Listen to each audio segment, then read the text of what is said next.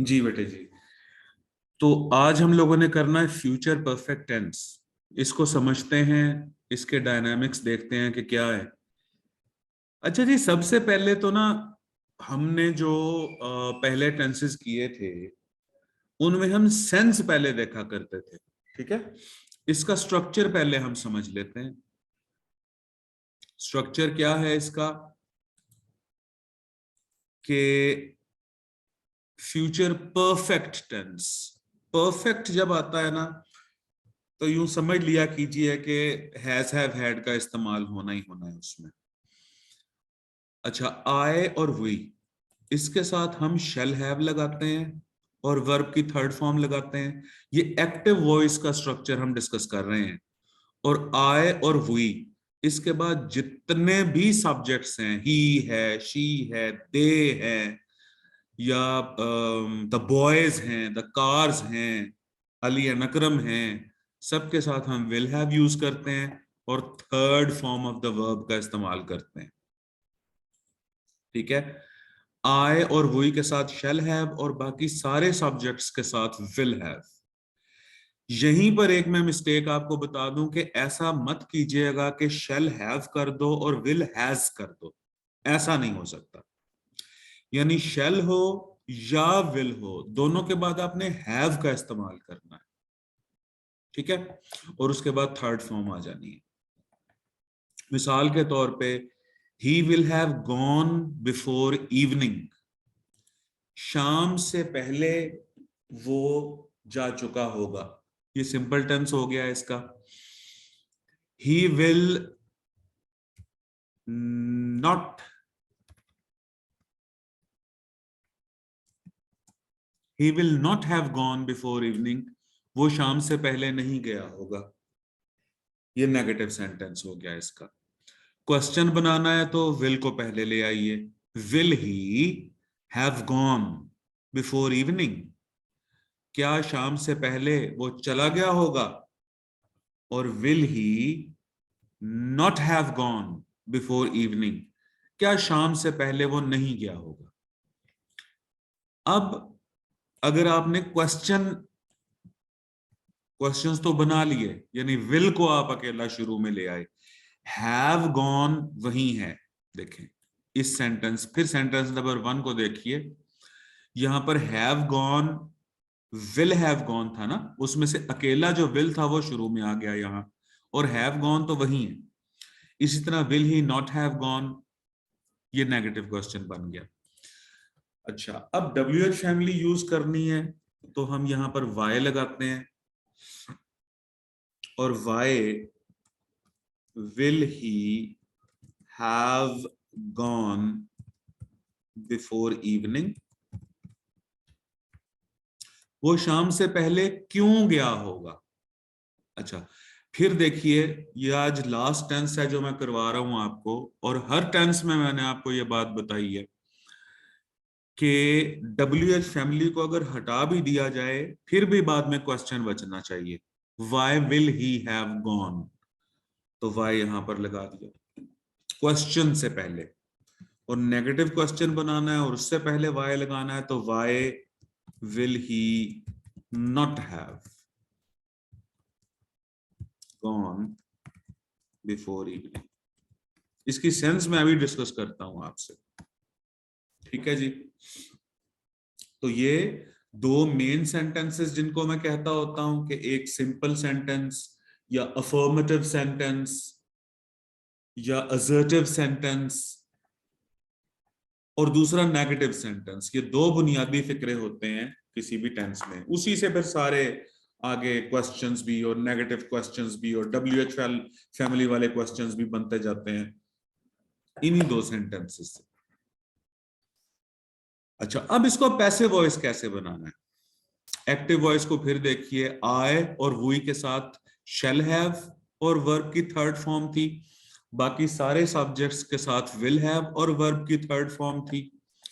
यहां पर passive voice में सिर्फ बीन का इजाफा होना है। बीन, आए और हुई के साथ शेल हैव और उसके बाद बीन और उसके बाद वर्ब की थर्ड फॉर्म, और बाकी सारे सब्जेक्ट्स के साथ विल हैव, और उसके बाद बीन, और फिर वर्ब की थर्ड फॉर्म। तो यानी पैसिव वॉइस में कोई और चेंजिंग नहीं है इसके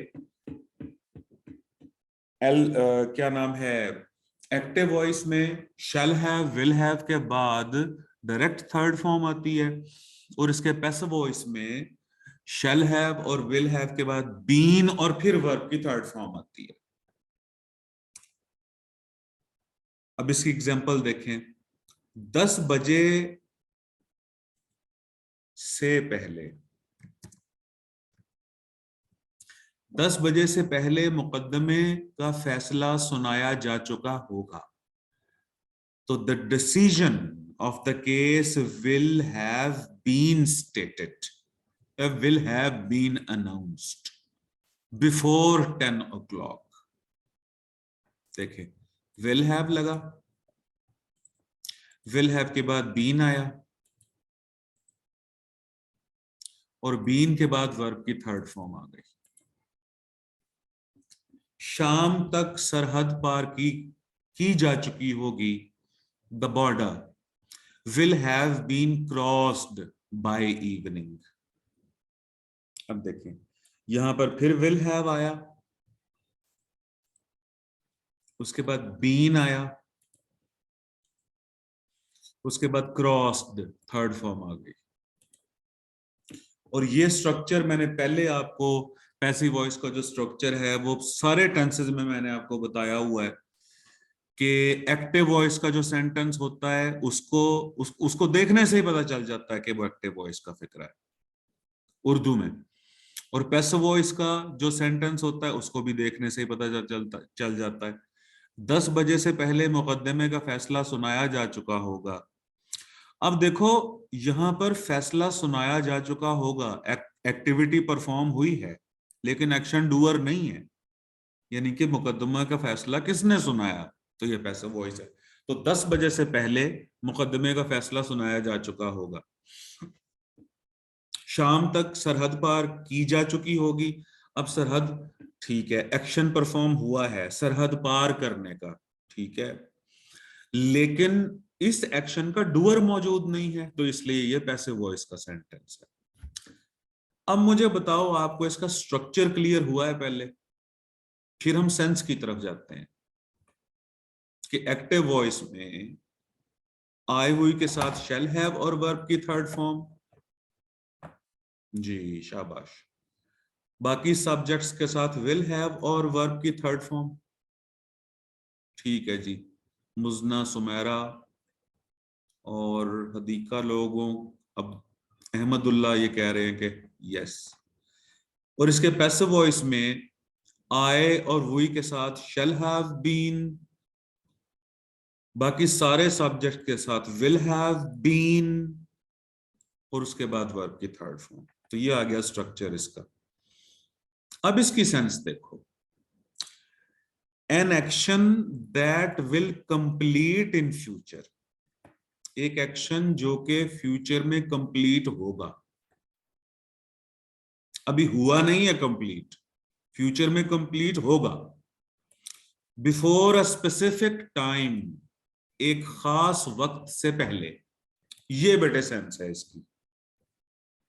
यानी फ्यूचर परफेक्ट टेंस हम कब यूज करते हैं कि किसी काम ने फ्यूचर में खत्म होना है,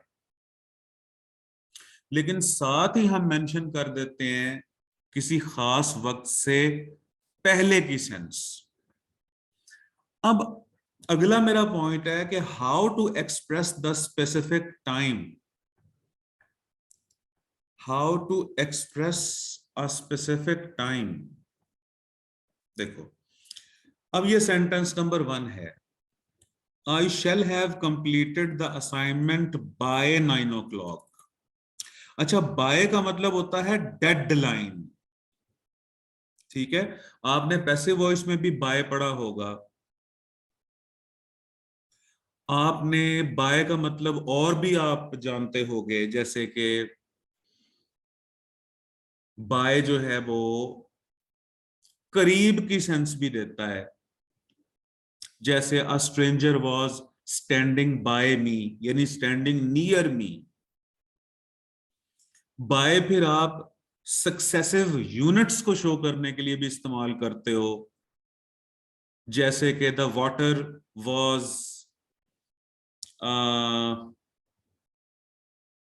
the water was leaking from the roof drop by drop, यानी सक्सेसिव यूनिट को शो करने के लिए बाय का इस्तेमाल आपने पैसिव वॉइस में भी किया हुआ है, कि जैसे द पब्लिक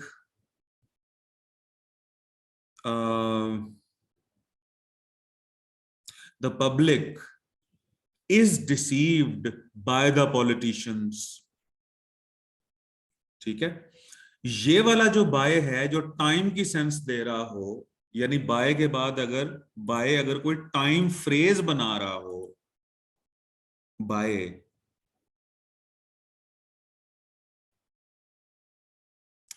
तो बाय 9 o'clock का मतलब है 9 o'clock का मतलब है 9 बजे से पहले, यानी जब देखो एट 9 o'clock होता तो उसका मतलब 9 बजे हो जाता।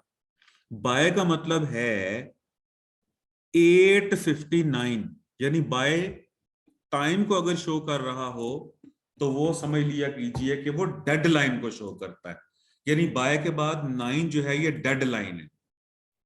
अब देखिए इसकी एक्सप्लेनेशन,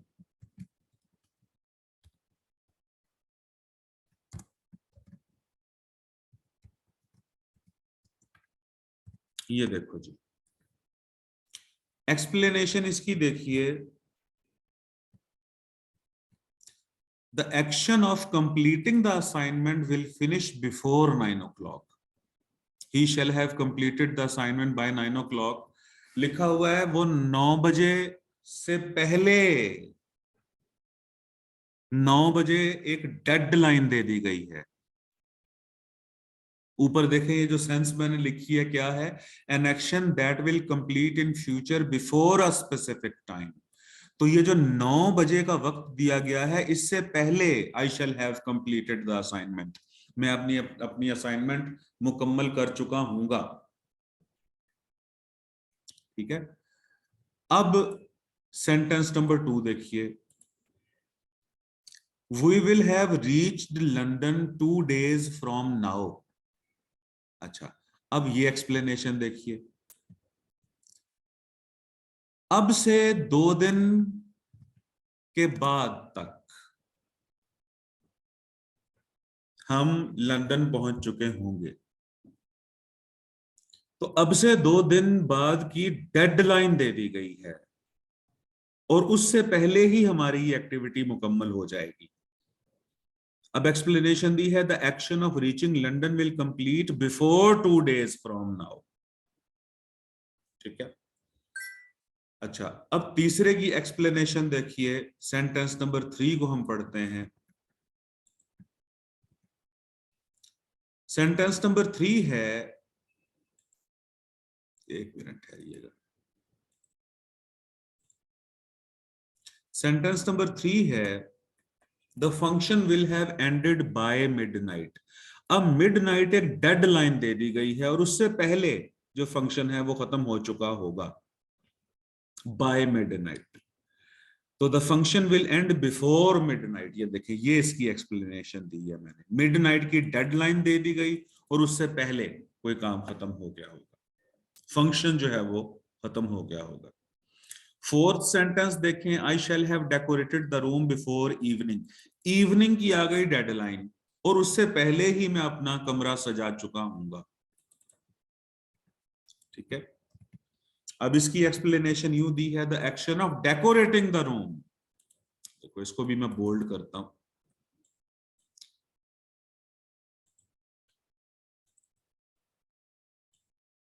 देखो the action of decorating the room will complete before evening. अब फिफ्थ सेंटेंस को देखिए,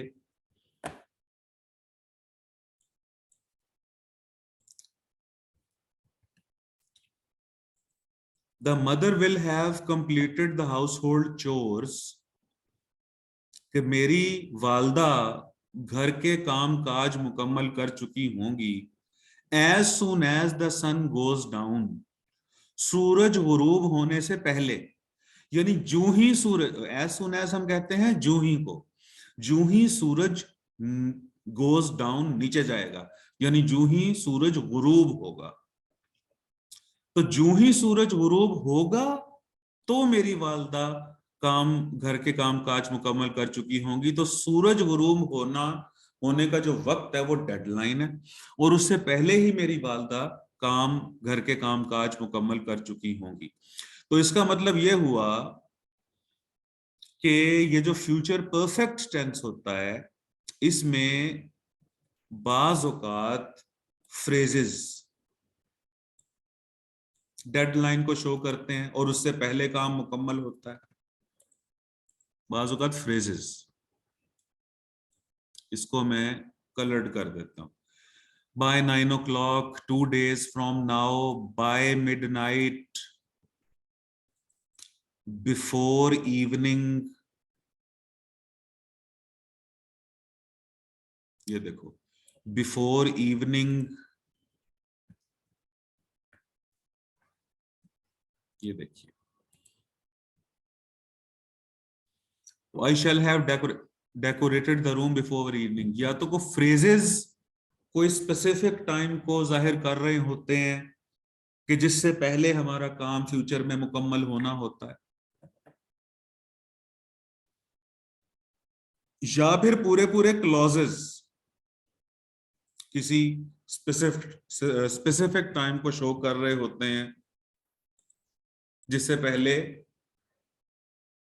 किसी एक्शन ने कंप्लीट होना होता है। ठीक है, अब सिक्स सेंटेंस को देखिए कि the servants will have set your room when you reach home. अब यहां फिर पूरा क्लॉज है जो कि एक स्पेसिफिक टाइम को शो कर रहा है कि जब आप घर पहुंचोगे तो आपके जो सर्वेंट्स हैं वो आपका कमरा सेट कर चुके होंगे। जब आप घर पहुंचोगे ना तो ये काम पहले ही मुकम्मल हो गया होगा। तो व्हेन यू रीच होम, ये आ गई स्पेसिफिक टाइम, और उससे पहले एक एक्टिविटी ने कंप्लीट होना है। तो इन 6 सेंटेंसेस में मैंने ये बताने की कोशिश की है, देखें, पहले इसकी जनरल सेंस क्या थी, an action that will complete in future, future में कंप्लीट होना है। अच्छा, बिफोर अ स्पेसिफिक टाइम। अब फिर दूसरी हेडलाइन मेरी ये थी, हेडिंग मेरी ये थी कि स्पेसिफिक टाइम को किस तरीके से शो करना है। तो हुजूर फ्रेजेस के थ्रू भी शो हो सकता है। सेंटेंस नंबर 1 से लेके 4 तक हमने फ्रेजेस के थ्रू स्पेसिफिक टाइम दिया है, बिफोर लगा के, बाय लगा के, और सेंटेंस नंबर 5 और 6 में हमने क्लॉजेस के थ्रू स्पेसिफिक टाइम दिया है और उससे पहले काम ने मुकम्मल होना है। ठीक है, अब बताओ ये वाली सेंस समझ आई है आपको इसकी, फ्यूचर परफेक्ट टेंस की?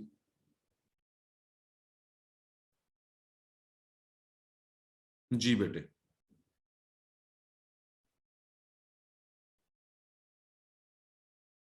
चैलेंज ठीक हो गया जी। अब इसकी प्रैक्टिस स्टार्ट करते हैं। शहजाद इस वक्त तक सो चुका होगा।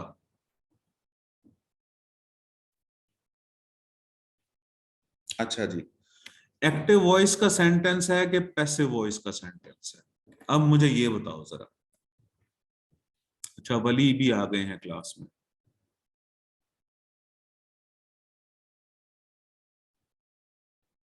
एक्टिव वॉइस का सेंटेंस है, हदीका कह रही हैं, अहमदुल्ला भी कह रहे हैं, सुमेरा भी कह रही हैं। ठीक है बेटे, तो शहजाद से फिक्रा शुरू करते हैं। Shahzad will have slept by now.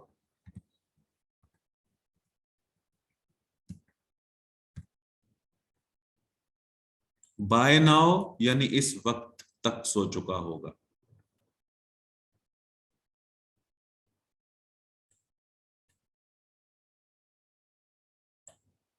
अच्छा जी, उसके बाद है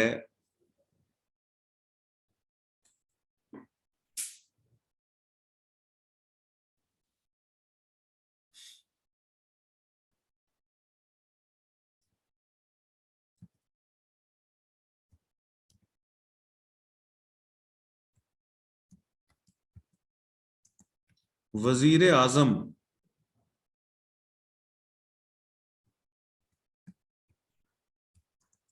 वजीर आजम जून तक बगावत को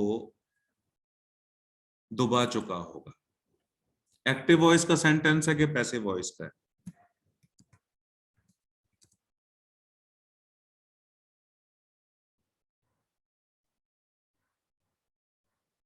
एक्टिव वॉइस का है। ठीक है जी। The prime minister will have या shall have?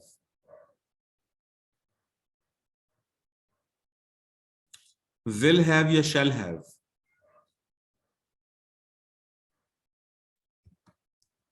Will have.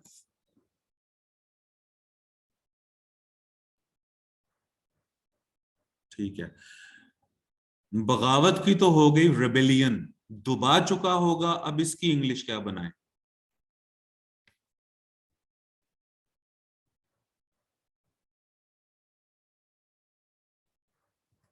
Ji.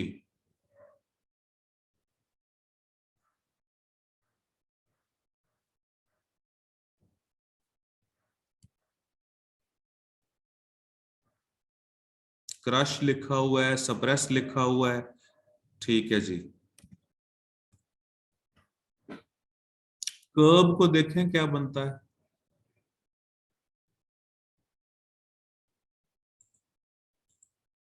Curved. The rebellion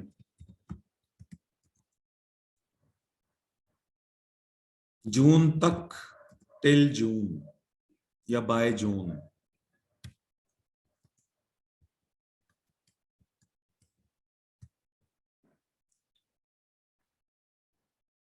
clerk ने 10 बजे तक दाखिले जमा करवा दिए होंगे। एक्टिव वॉइस है या पैसिव वॉइस है? शाबाश, एक्टिव वॉइस है। The clerk will have submitted the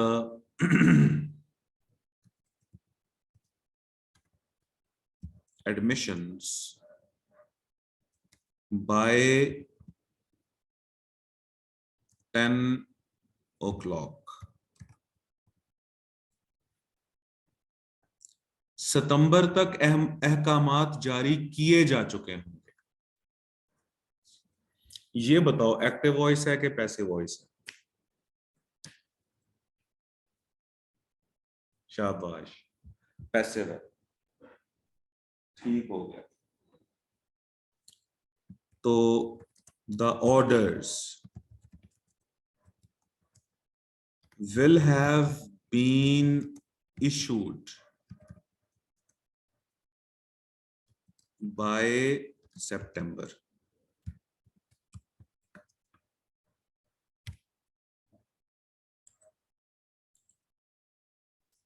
अच्छा, अफसर सितंबर तक अहकामात जारी कर चुका होगा, ये एक्टिव वॉइस है कि पैसिव है?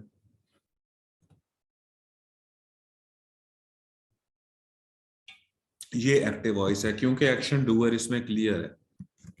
तो the officer will have issued the orders by September।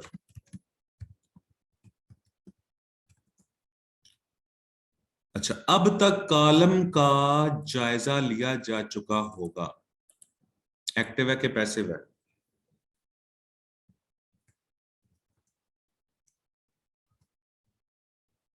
Passive है, शाबाश। The column will have been reviewed by now। क्या तलबा नए यूनिफॉर्म खरीद चुके होंगे? Will the students have bought new uniforms? Question mark. क्या नए यूनिफॉर्म्स खरीदे जा चुके होंगे, ये पैसिव वॉइस है। Will the new uniforms have been bought. गरीब किसान टिड्डियों के हमले के बाद हिम्मत हार चुका होगा। The poor farmer will have lost his heart या discouraged after the attack of locusts।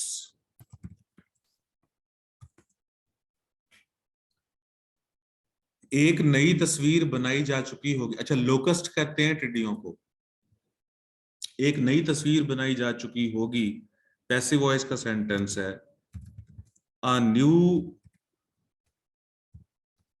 Portrait या picture will have been made. ठीक है जी। अब इसके बाद मुसलसल पैराग्राफ देखिए। अगले सोमवार तक मुहाजिरीन पनाहगाहों में पहुंच चुके होंगे। पनाहगाह की इंग्लिश बताइए।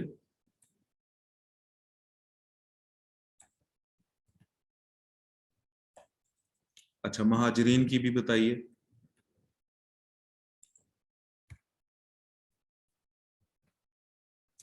इनकी खुराक का बंदोबस्त किया जा चुका होगा। खुराक की इंग्लिश बताइए, बंदोबस्त की इंग्लिश बताइए। हाँ, वली कह रहे हैं शेल्टर। शेल्टर के अलावा कोई और लफ्ज आ रहा है जहन में तो वो सोच लो, मैं इसको सेंटेंसेस को सेट करता हूं। हाउस तो घर होता है बेटे, हाउस नहीं। पनाहगाहों में सफाई के हालात बेहतर बनाए जा चुके होंगे। सफाई के हालात की इंग्लिश सोच लीजिए जरा। खैमों में बिस्तर लगा दिए गए होंगे। बिस्तर की इंग्लिश देखिए जरा, खैमों की इंग्लिश देखिए। एक एक चूल्हा रखा जा चुका होगा और फी खैमा लोगों की तादाद के मुताबिक आटा दस्तयाब कर दिया गया होगा।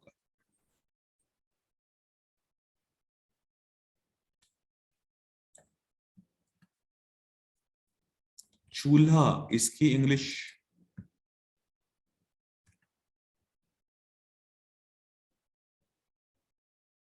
दस्तयाब करने की इंग्लिश, आटा तो हो गया फ्लोर।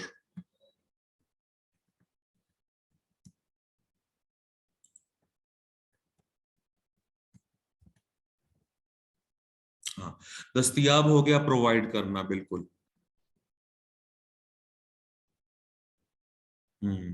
इमिग्रेंट्स ठीक है, रेफ्यूजीज करें ना तो ज्यादा बेहतर है। ठीक है, इमिग्रेंट्स हम कहते हैं जो वो ऐसे मुहाजिर होते हैं बेटे जो कि अपनी मर्जी से एक मुल्क या एक जगह छोड़ के दूसरी जगह पर जाते हैं। ठीक है, महाजरीन जो है वो किसी एक्सटर्नल फोर्स की जगह वजह से जो हिजरत करते हैं तो उनको हम रेफ्यूजीज कहते हैं। अब हम बनाते हैं इसकी English. The refugees will have reached the refuge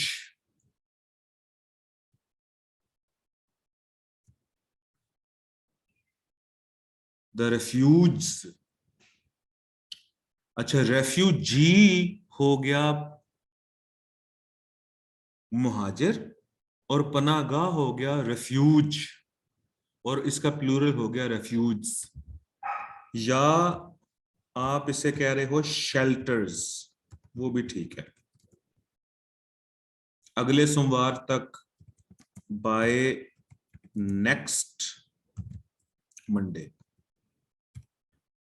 तो the refugees will have reached the refuge या shelters by next Monday.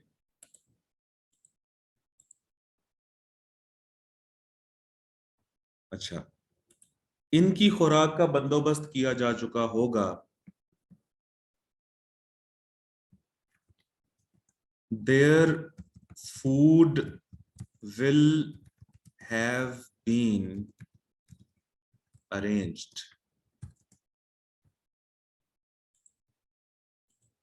Passive voice का सेंटेंस है। देयर फूड, या उनकी खुराक की जगह यूं आना चाहिए, उनकी खुराक तो नहीं है। Food will have been arranged for them, यानी उनके लिए होना चाहिए, उनके लिए खुराक का बंदोबस्त किया जा चुका होगा। उनकी से मुराद उनके लिए। पनागाहों में सफाई के हालात बेहतर बनाए जा चुके होंगे।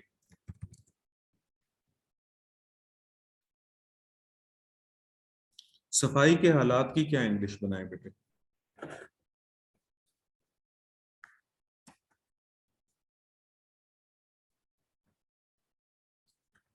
हैबिटेट तो बेटे कहते हैं मस्कन को। जैसे जानवरों का जो हैबिटेट होता है वो जंगल होता है।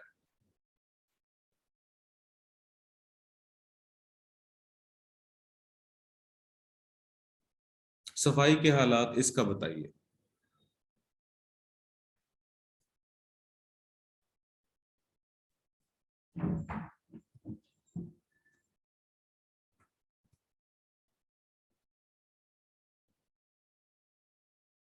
Cleanliness conditions.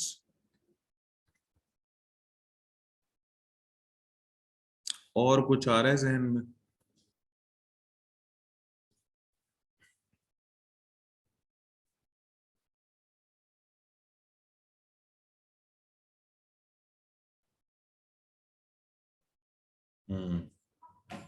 सैनिटरी कंडीशंस का देखो क्या मतलब होता है।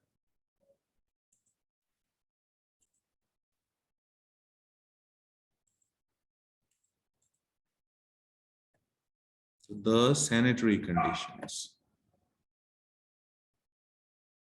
हाइजीनिक बेटे हो जाएगा उसका। हाइजीन से मुराद वो सेहत के हालात हो जाएंगे, फिर सेहत से रिलेटेड।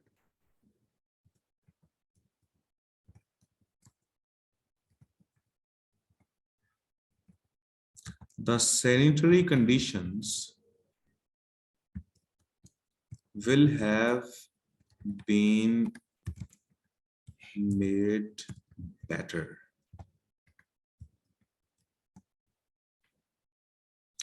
अच्छा, या will have been improved कर देते हैं। The sanitary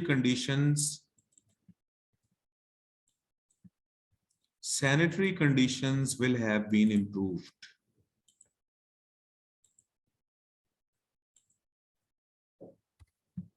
दवा लगाते हैं क्योंकि ये हर जगह के सफाई के हालात, पनागाहों में सफाई के हालात, the sanitary conditions in the refuge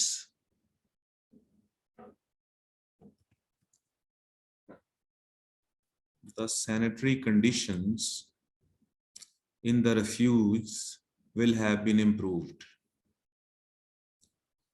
खैमों में बिस्तर लगा दिए गए होंगे। खैमे की इंग्लिश बताइए।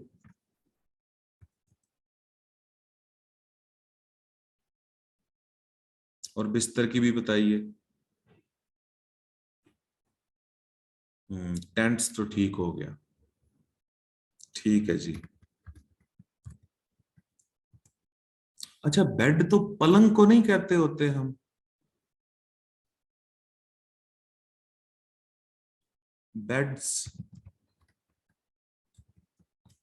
will have been set in the tents.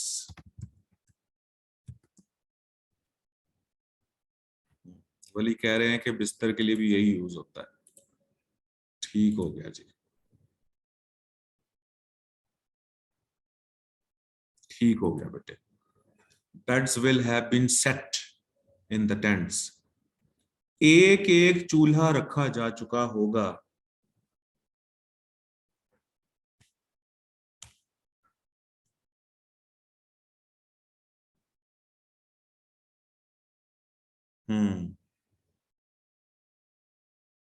हाँ जी, स्टोव भी ठीक है, हर्थ भी ठीक है।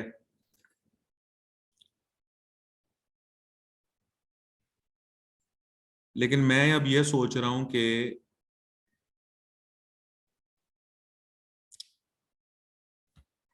चूल्हा से शुरू करते हैं।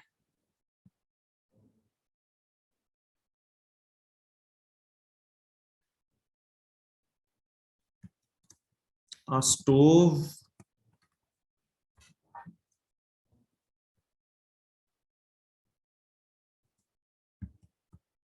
will have been placed in each tent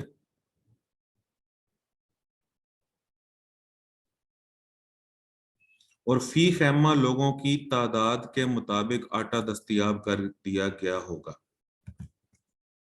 and floor will have been provided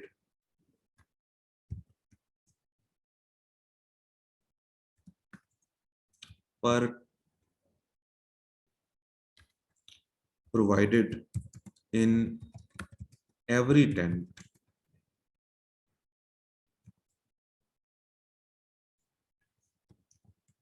according to the number of people.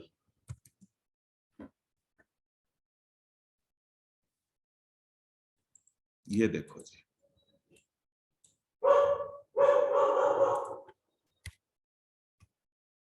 इसे नीचे ले जाते हैं।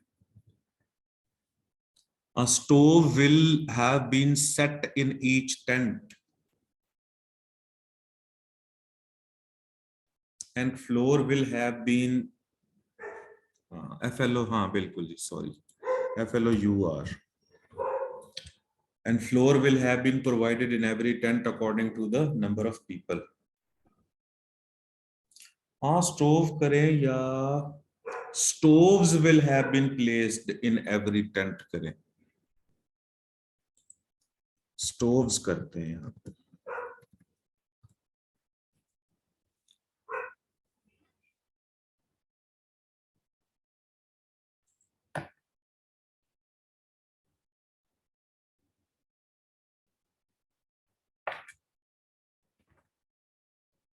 अच्छा चलो जी, अब आ जाओ आप लोग प्रैक्टिस पे। अब जब आप प्रैक्टिस पे आओगे तो क्वेश्चन नंबर 1 को जरा देखिए और इसमें देखिए कि कौन सा ऑप्शन जो है वो लो। ये तो सारे ही बोल्ड है। एक मिनट ठहरो मेरा बच्चा जी। अब देखो क्वेश्चन नंबर 1 का करेक्ट ऑप्शन बताइए। ठीक है जी, डेल्टा को मैं करता हूं हाईलाइट। ये देखो मेरा बच्चा, the distributive will have distributed pulses. Pulses का मतलब क्या हुआ यहां पर? एक तो पल्स हमारी नब्ज को कहते हैं ना, नब्ज। यहां पल्सेस का मतलब क्या हुआ? अहमदुल्ला आप ठीक कह रहे हो। जी बेटे, जी बेटी हदीका आप भी सही कह रही हो, दालें हैं यहां पर इसका मतलब। तो the distributor will have been distributed pulses by now. अब तक वो दालें तकसीम कर चुका होगा। अच्छा, अल्फा में अगर हम देखें तो द डिस्ट्रीब्यूटेड विल हैड हो ही नहीं सकता।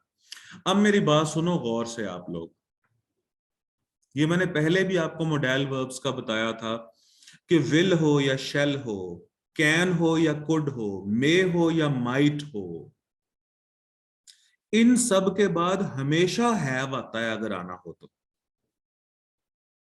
रूल क्या है भला? विल हो, विल, शेल, वुड और शुड, कैन और कुड, मे और माइट, इनके बाद दो पॉसिबिलिटीज हो सकती हैं। या तो वर्ब की फर्स्ट फॉर्म आती है, यानी विल गो ही होगा, विल टेस्ट ही होगा, शैल गो ही होगा, कैन राइट ही होगा, कैन रोट नहीं हो सकता, कैन राइट। ठीक है, तो एक तो will, would, shall, should, can, could के बाद हमेशा वर्ब की फर्स्ट फॉर्म आती है, पहली बात ये। दूसरी बात क्या कि अगर विल, अगर इन मोडेल वर्ब्स के बाद ये will, would, shall, should, can, could, may, might वगैरह मोडेल वर्ब्स कहलाते हैं ना, इनके बाद अगर हैज, हैव, हैड में से कोई एक चीज कभी हमें चूज करनी पड़ जाए तो हमेशा हैव चूज करते हैं हम। तो लिहाजा अल्फा में जो मिस्टेक है, इसको मैं रेड कर देता हूं यहां पर, ये विल हैड है। अच्छा, बीटा है the distributor will not have distributes. अब ये देखो, यहां पर मिस्टेक ये है कि जब हमने विल हैव लगा दिया या शैल हैव लगा दिया तो उसके बाद थर्ड फॉर्म आनी है ना बेटे, क्या कहते हो?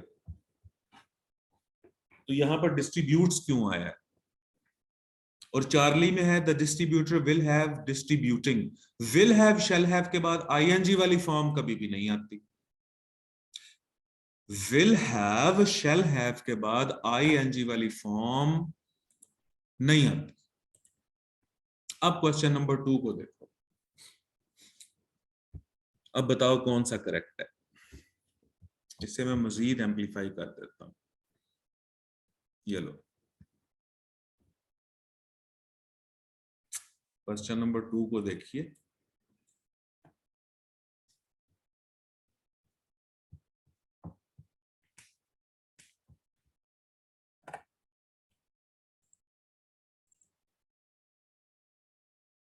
अच्छा जी, अब देखो जी, आप लोग कह रहे हो अल्फा, अल्फा को मैं करता हूं हाईलाइट। सेंटेंस है where will you have reached till 9 o'clock, 9 बजे तक तुम कहां पहुंच चुके होगे।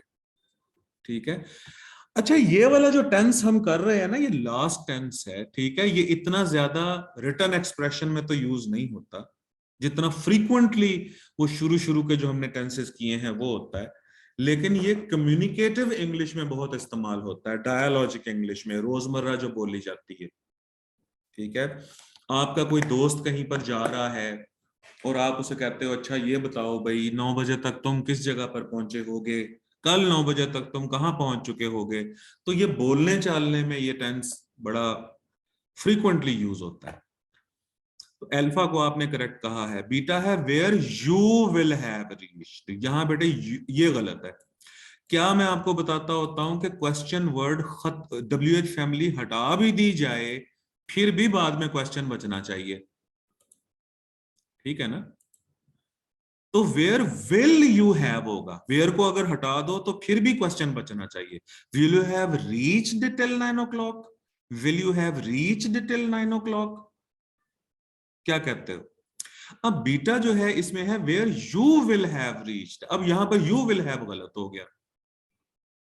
चार्ली है वेयर विल हैव यू ना, जब क्वेश्चन बनाया जाता है तो विल पहले आता है, हैव वहीं का वहीं रहता है। ठीक है, तो यहां वेयर विल हैव यू गलत है। इसका सादा फिक्रा अगर आप बनाओ तो कैसे बनेगा? यू विल हैव रीच्ड बनेगा ना, यू विल हैव रीच्ड। अब क्वेश्चन बनाना हो तो सिर्फ विल स्टार्ट में जाएगा ना, तो विल यू हैव रीच्ड, ये यूं बनेगा क्वेश्चन। विल हैव पूरा नहीं पहले आता क्वेश्चंस में। अच्छा जी, उसके बाद डेल्टा ऑप्शन है where will you not have reached. Till के स्पेलिंग गलत है बेटे, यहाँ पे स्पेलिंग मिस्टेक है, डबल एल आता है इसमें। क्वेश्चन नंबर 3 देखो अब,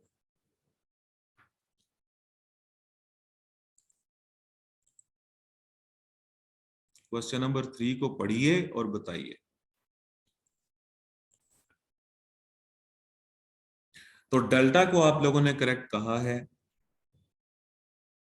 Who will have been declared responsible for this reason?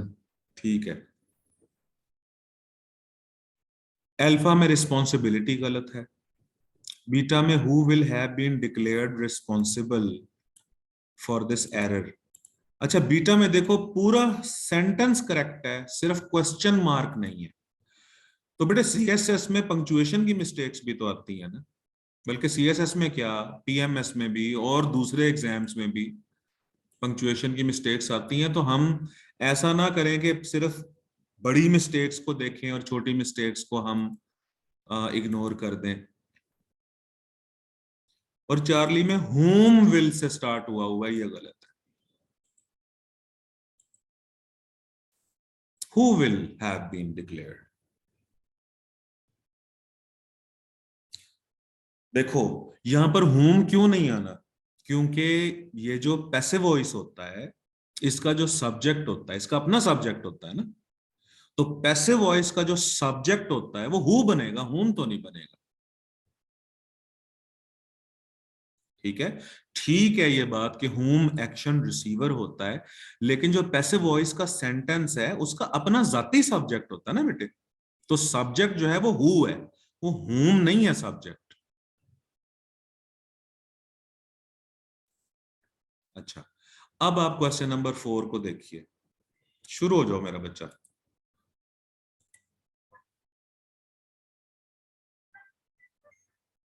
तो डेल अब अल्फा को हाईलाइट करते हैं हम।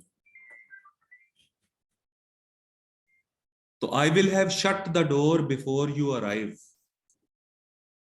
आई will have shut the door before you arrive.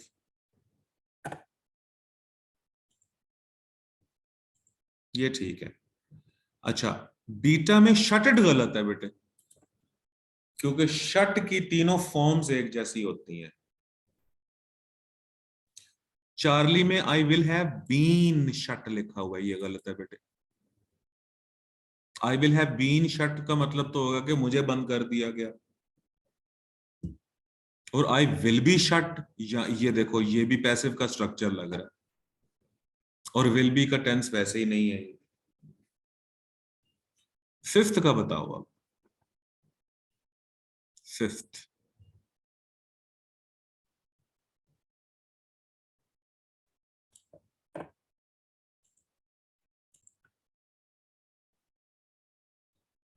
तो हाँ जी, ए ठीक है इसका, इसको हाईलाइट करते हैं। The monument will have been constructed before May.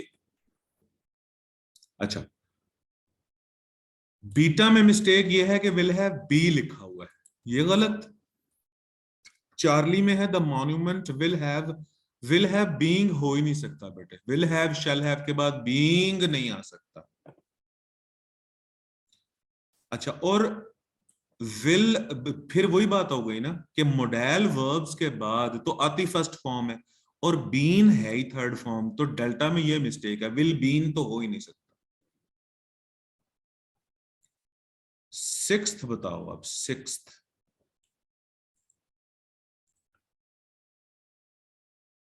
अच्छा, सेंटेंस है I shall have been promoted as soon as I get seniority होगा बेटे। चार्ली करेक्ट है इसका।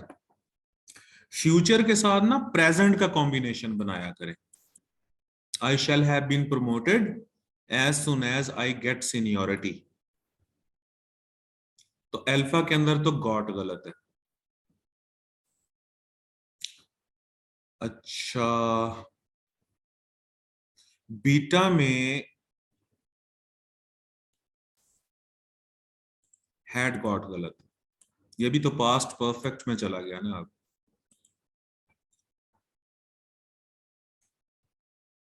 अच्छा, और ये जो है डेल्टा, इसमें एज सूनर एज लिखा हुआ है, बस एज हो या सो एज हो, इसके बीच में कंपैरेटिव डिग्री नहीं आती। एज सून एज होगा, एज टॉल एज होगा, एज बिग एज होगा, एज गुड एज होगा, एज बेटर एज नहीं हो सकता, एज टॉलर एज नहीं हो सकता, इसी तरह एज सूनर एज नहीं हो सकता। एज हो या सो एज हो, आपने इसके बीच में सिंपल डिग्री का इस्तेमाल करना है। सेवंथ का बताइए अब।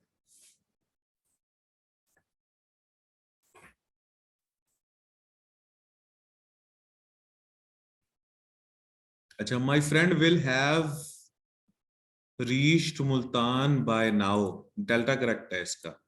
ठीक है जी। चार्ली में देखें बाय नाउ स्पेलिंग। अच्छा, विल बी रीच्ड, ये बीटा में गलत है। और विल हैव बीन रीच्ड, ये तो पैसिव वॉइस बन गया ना, तो पैसिव वॉइस तो ये है ही नहीं।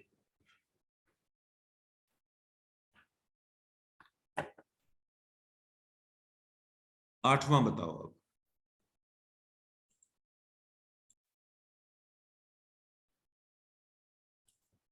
तो आप बच्चे कह रहे हो डेल्टा। ठीक है जी। तो my dog will have drunk the entire milk bye now, बिल्कुल ठीक है। अल्फा में ड्रंक्ड गलत है। ड्रंक खुद ही जो है वो थर्ड फॉर्म है, drink first form, drank second form, और ड्रंक थर्ड फॉर्म। बीटा में फिर वही मिस्टेक है कि विल हैव बीन तो हो ही नहीं सकता ना बेटे। विल हैव शैल हैव के बाद या तो थर्ड फॉर्म आती है या बीन आता है, और चार्ली में विल हैव हैड ड्रंक लिखा हुआ है, ये गलत है। नाइन्थ का बताओ।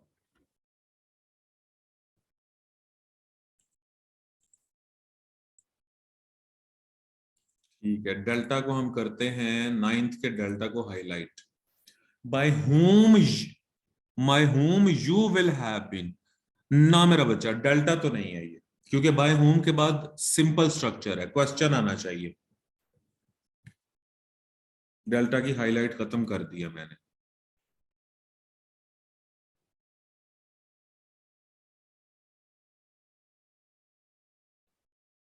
डेल्टा के अलावा बताओ नाइन्थ में।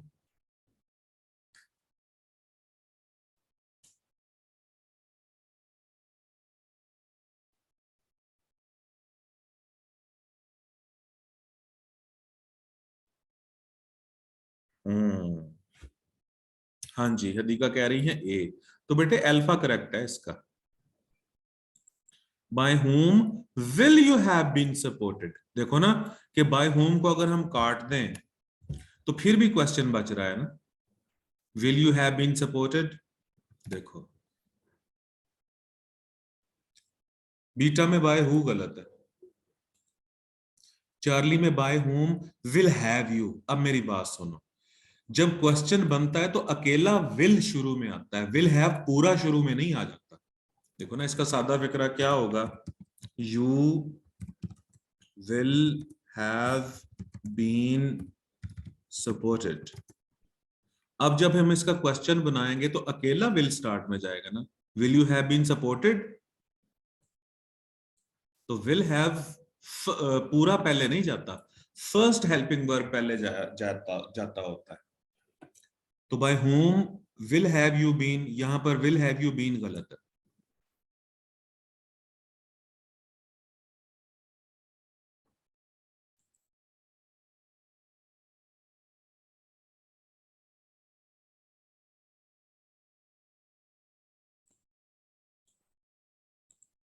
और डेल्टा में है by whom you will have been supported.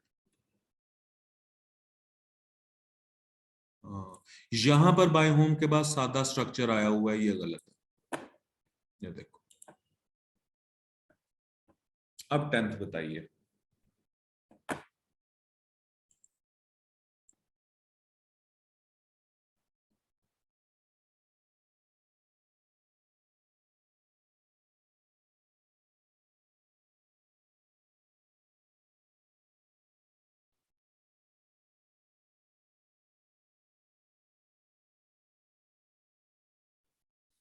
Ji Hazur.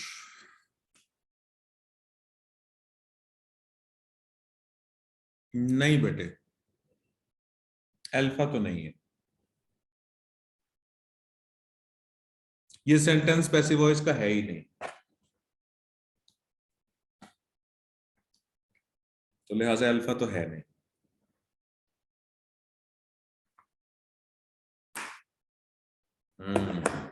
Beta correct है। ये देखो, by when, will, by when, कब तक, will your class have ended, alpha में बीन की मिस्टेक है। By when will your class been, been यहां पर गलत है, हैव मिसिंग है यहां पे। और by when your class will have been, यहां बाय व्हेन के बाद इन्होंने सादा स्ट्रक्चर लगाया है, लिहाजा ये गलत है। तो करेक्ट ऑप्शन है बीटा। ठीक है जी, ये हुजूर आज हमारा था लास्ट टेंस। अब जो अगली क्लास होगी ना, उसमें जैसे मैंने आपसे गुजारिश की थी कि हम अब जाएंगे मोडेल वर्ब्स की तरफ और इन्फिनिटिव्स की तरफ। ठीक है, ओरिजिनली तो यानी ऑफिशियली तो आज मतलब हमारा जो ये जो सेशन है ये कंप्लीट हो गया, लेकिन मैं 3-4 चीजें और भी करवाना चाहता था आपको, क्योंकि इन्फिनिटिव का यूज हर टेंस में आता है, वो सीख लीजिए आप।